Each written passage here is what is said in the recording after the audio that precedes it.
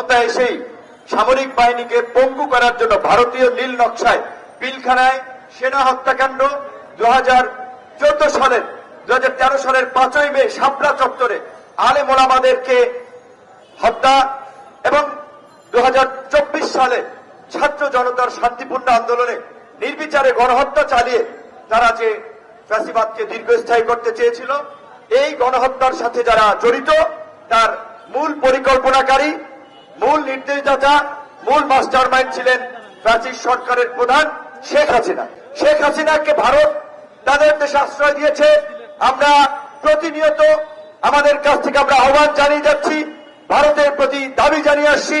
অনতিবিলম্বে শেখ হাসিনাকে দেশে ফিরিয়ে দিতে হবে বন্দি বিনিময় চুক্তির মাধ্যমে এবং বাংলাদেশ তথা আন্তর্জাতিক আইন অনুযায়ী মানবতা বিরোধী অপরাধের কারণে গণহত্যায় জড়িত থাকার কারণে শেখ হাসিনা তার দোষরদের বিচার হবে। সেই বিচারের দাবি এবং এই যে ফ্যাসিস্ট আওয়ামী লীগ, এই যে গণহত্যাকারী দল, এই যে হিটলার মুসোলিনের মতো দল,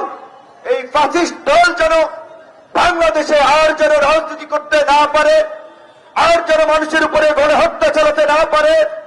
আর যেন লুটপাট করতে না পারে, আর যেন বাংলাদেশকে গুম খুনের নরকে পরিণত করতে না পারে, তাই আওয়ামী লীগকে নিষিদ্ধের দাবি এবং শেখ হাসিনার বিচারের দাবিতে আজকের এই গণ অবস্থান।